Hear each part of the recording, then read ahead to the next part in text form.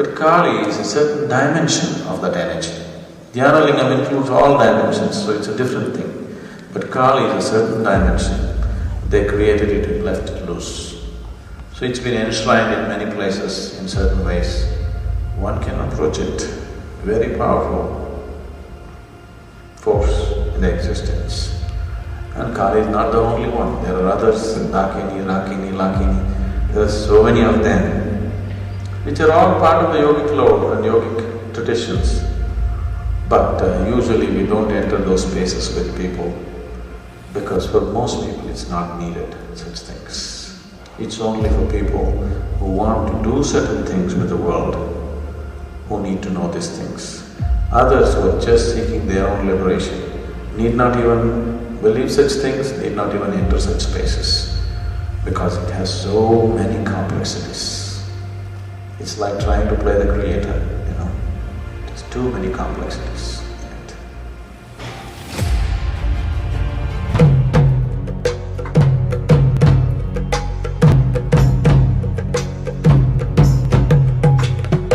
The ancient temples in India, if you're really talking about ancient temples, yes, the temples were built to a certain science called Agama. You heard of Agama? There are 5 basic parameters with which the temple was built.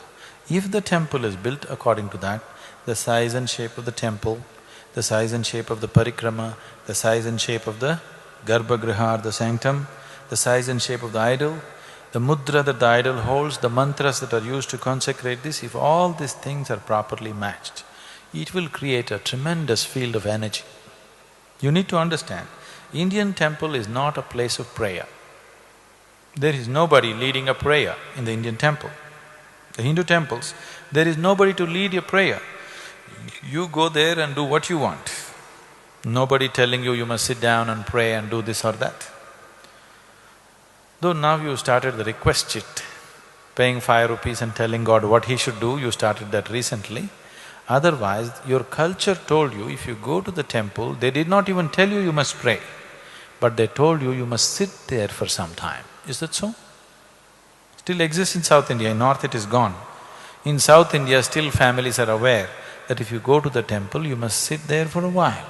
Now you just touch your bottom and go away, touch your bottom to the floor and go away, or you sit there and discuss your neighbor or the cinema or something else. The idea was, if there is a strong field of energy, you simply sit there quietly and imbibe this. So the culture told you, first thing in the morning, you have a shower, go sit in the temple, then go out and do your business. Because once you step into the world, whatever kind of transaction you do, my profit is your loss is my profit, this is how it is, isn't it? Yes? Every transaction is like this, isn't it so? So when you transact like this, you tend to get worked up, because somewhere you're losing, somewhere you're gaining, one day your losses may be more than the gains. It is not just in terms of money. In every relationship, transaction also, there is loss and gain, isn't it so? Yes? So you could get worked up. So morning, you go and imbibe this and go into the world so that you pass through the world smoothly. At the same time, it was also said, people on the spiritual path need not go to the temple. Nowhere else in the world such wisdom exists. Do you know this? People on the spiritual path need not go to the temple.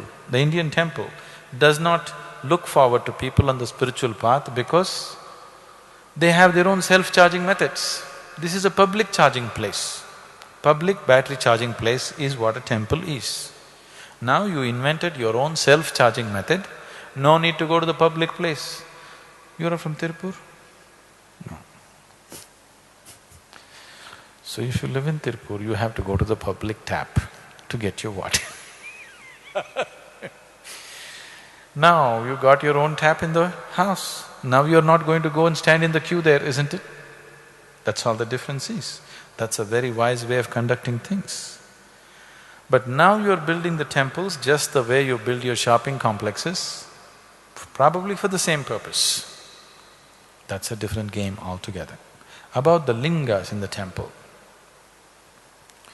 Just some time ago, Usually I don't go to the temples unless they're of architectural importance. I never go to the temple because I have nothing to seek in a temple. I got self-charging systems. There is nothing the temple can add to me in any way, so I don't go. I don't even go to this one. I just created it for people. Once in a way, when something is happening, I go. Otherwise, I don't. So, some time ago when I was in Himalayas, I just went to this Uttarkashi temple. Oh my God, this lingam you must see. It is bursting with energy, 2,250 years old. It is like it was done yesterday. It is bursting with energy. You must just go there and see. Just the presence is so fantastic. Dhyana linga is also like that, but that is unidimensional linga. So it is more aggressive. This happens in a subtle way because it's multidimensional. It is much more subtle, but there it is very, very unidimensional and strong. Kali? Kali. The goddess?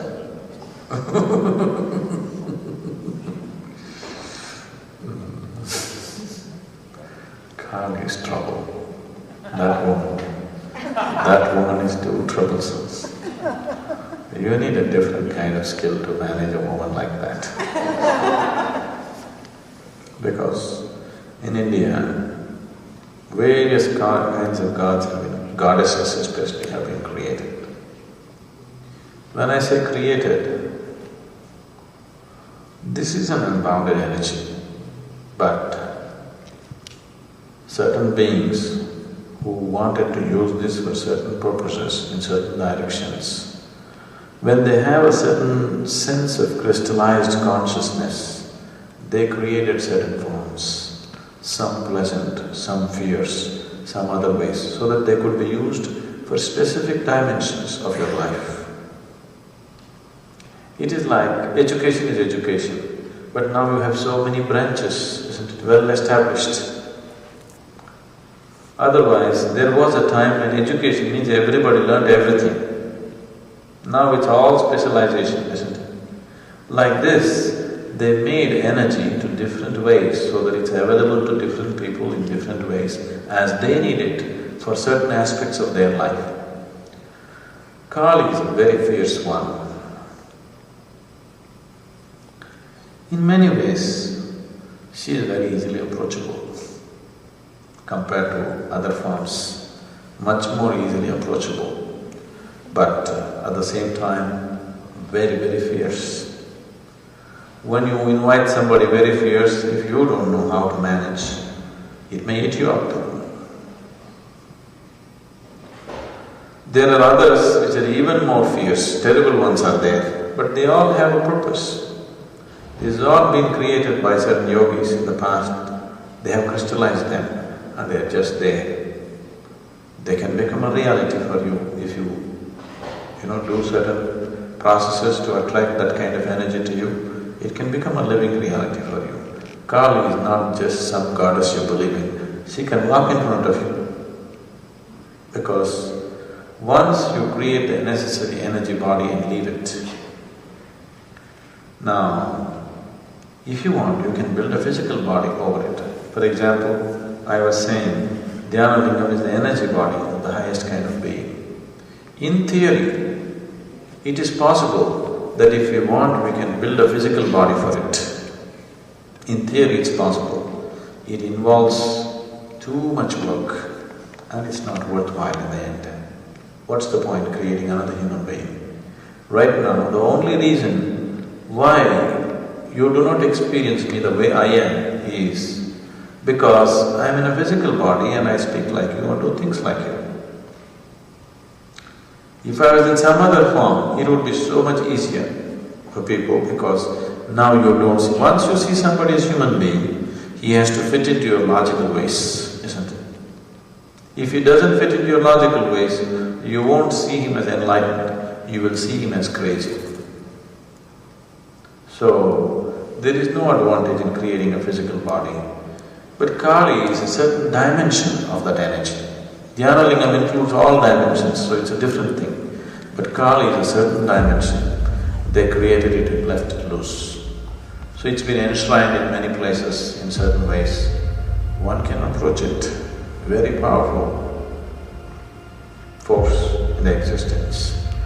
And Kali is not the only one. There are others, Dakini, Rakini, Lakini. There are so many of them, which are all part of the yogic law and yogic traditions. But usually we don't enter those spaces with people, because for most people it's not needed, such things. It's only for people who want to do certain things with the world, who need to know these things. Others who are just seeking their own liberation need not even believe such things, need not even enter such spaces, because it has so many complexities. It's like trying to play the creator, There's too many complexities.